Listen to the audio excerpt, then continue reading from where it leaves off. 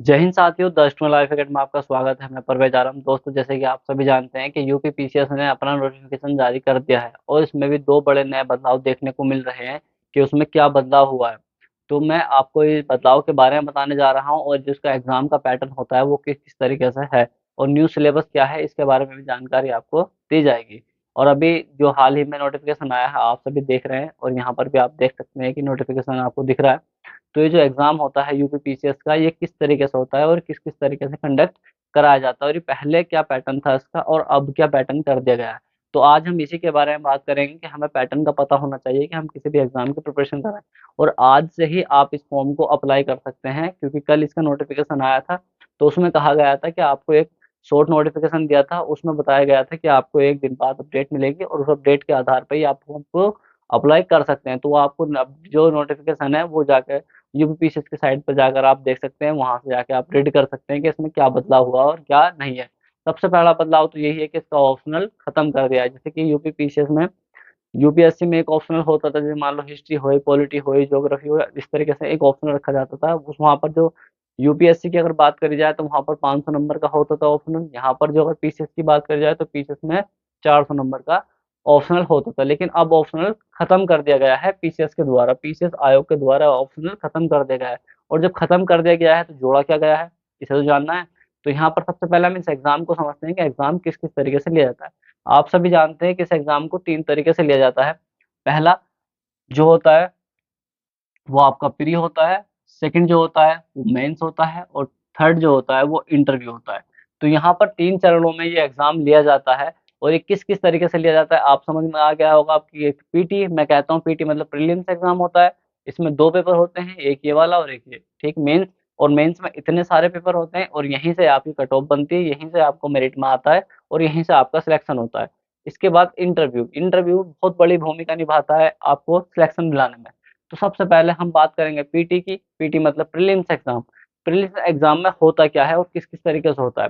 सबसे पहले अगर आप जब एग्जाम में जाएंगे, सबसे पहले आपको पीटी का एग्जाम देना पड़ेगा। पीटी मतलब प्रीलिम्स का एग्जाम देना पड़ेगा।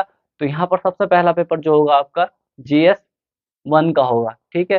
पहला पेपर किस चीज का होगा, जीएस 1 का होगा। इसमें जो टोटल क्वेश्चन की बात करी जाए तो टोटल क्वेश्चन कितने होते हैं इसमें, ये होते हैं 150 क्वेश्चन होते हैं। और यहाँ पर टाइमिंग की बात करी जाए तो आपको 2 घंटे दिए जाते हैं, मतलब 120 मिनट दिए जाते हैं इस क्वेश्चन को सोल्व करने के लिए, क्वेश्चन पेपर को सोल्व करने के लिए। इसके बाद आपको कुछ टाइम मिलेगा, 1 से 2 घंटे का बीच में गैप मिलेगा और उस गैप के बाद आपको दूसरा पेपर देना होगा जिसे कहते हैं हम सी सेट, ठीक है। सी सेट देना पड़ेगा और इसमें जो क्वेश्चन होते हैं वो कितने होते हैं, 100 क्वेश्चन होते हैं और आपको टाइमिंग जो होती है इसमें 2 घंटे दिया जाता है। जिसमें कहा जाता है मैथ, रीजनिंग, ठीक है, हिंदी, इंग्लिश, इसमें काफी सारे सब्जेक्ट होते हैं और इसमें जीएस के होते हैं सारे सब्जेक्ट जो आप जीएस में पढ़ते हो। तो यहाँ पर क्या होता है कि जब आपकी कॉपी इस तरीके से आपने एग्जाम दे दिया, देने के बाद आपकी कॉपी आयोग पे जाती है और आयोग पे आ जाने के बाद सबसे पहले जो कॉपी चेक होगी वो आपकी सी सेट की कॉपी चेक होती है। क्यों होती है, अगर आपने 33% इसे क्वालिफाई कर लिया, सी सेट को अगर आपने 33% क्वालिफाई कर लिया तो उसके बाद ही आपकी जीएस की कॉपी चेक होती है। और जब आप जीएस की कॉपी में आप पास हो जाते हो तो उसके बाद आपको जो टिकट मिलता है, कहाँ का मिलता है, वो मेंस का मिलता है। अब मेंस में होता क्या है, ठीक है।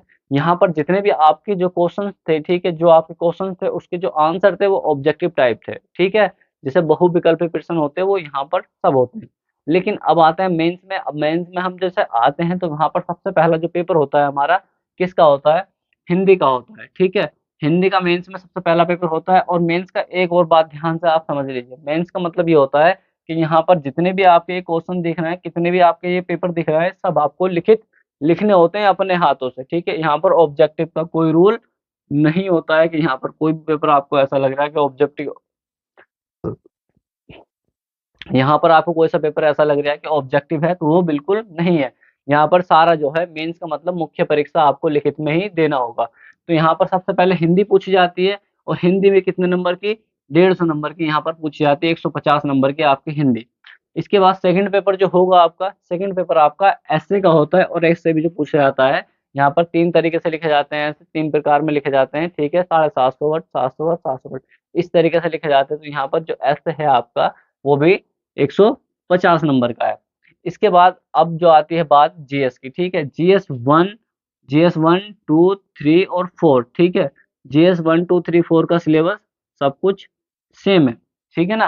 पहला जीएस का पेपर होगा आपका, ठीक है ना, और इसमें 200 नंबर होता है। जीएस सेकंड का पेपर होगा, सेकंड में आपके 200 नंबर होते हैं, ठीक है, 200 नंबर का क्वेश्चन पेपर होता है। और इसके बाद जीएस थर्ड, और जीएस थर्ड भी 200 नंबर का क्वेश्चन पेपर होता है। इसके बाद जीएस फोर, जीएस फोर भी आपका 200 नंबर के क्वेश्चन होते हैं इसमें, ठीक है। तो यहाँ पर आपको जो पुराना पैटर्न था उसी पैटर्न पे आधारित ये 4 पेपर होते हैं। क्लियर हुआ आपको? अब इसके बाद होता था आपका ऑप्शनल, ठीक है। इसके बाद ऑप्शनल पेपर होता था, और ऑप्शनल पेपर जैसे मान लो यहाँ पर आपका जो हिस्ट्री है, ठीक है, आपने हिस्ट्री है तो हिस्ट्री के आपको 2 पेपर देने पड़ते थे, यहाँ पर 200 200 करके।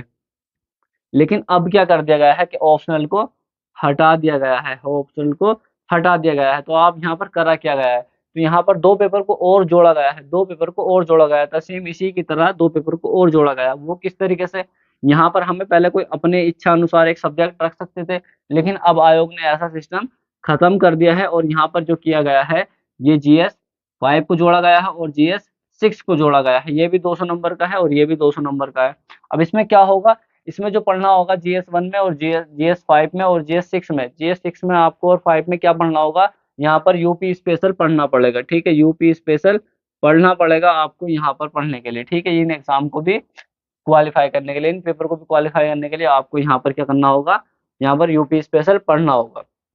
तो आई होप आपकी समझ में आ गया होगा। और इसके बाद आप जैसे जैसे क्वालिफाई कर लेते हो तो इसके बाद यहाँ पर आपको इंटरव्यू में, और इंटरव्यू में जाके आप अपना सिलेक्शन ले सकते हैं अगर आप इंटरव्यू पास कर लेते हैं। तो इस तरीके से आपकी समझ में आ गया होगा कि क्या बदलाव हुआ है। अभी सिलेबस की बात नहीं कर सकते हम, क्यों? क्योंकि अभी मैं यहाँ पर क्या हो रहा है कि अभी सिलेबस पूरा आयोग ने दिया नहीं, ठीक है। जो न्यू पैटर्न पे आधारित है वो अभी सिलेबस नहीं दिया है, हो सकता है हमें कुछ नए बदलाव देखने को मिले। और जब नए बदलाव के साथ नया पैटर्न और नया सब्जेक्ट और नए तरीके से आपको सारी चीजें बता दी जाएंगी। तो आई होप, मैं आशा करता हूँ कि आपको सब चीजें समझ में आ गई होंगी। अगर आपकी कोई भी बात ऐसी है कि समझ में नहीं आई है, तो एक बार मुझे कमेंट करके बता सकते हैं कि हाँ, हमें ये बात समझ में नहीं आई है सर, हमें बता दो, ठीक है। और हमारा टेलीग्राम चैनल का लिंक भी डिस्क्रिप्शन में मिल जाता है, ठीक है। और अदर जितने भी लिंक हैं वहाँ पर आप जाके हमें फॉलो कर सकते हैं। और यहाँ पर आपकी कोई भी समस्या हो तो मुझे एक बार बता सकते हैं।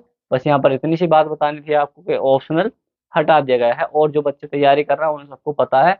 लेकिन सीक्वेंस यही होता है पेपर का, और इसी तरीके से आपको पेपर देना होता है। क्लियर हुआ आपका? अगर आपको कोई भी डाउट लगता है तो एक बार मुझे बता सकते हैं।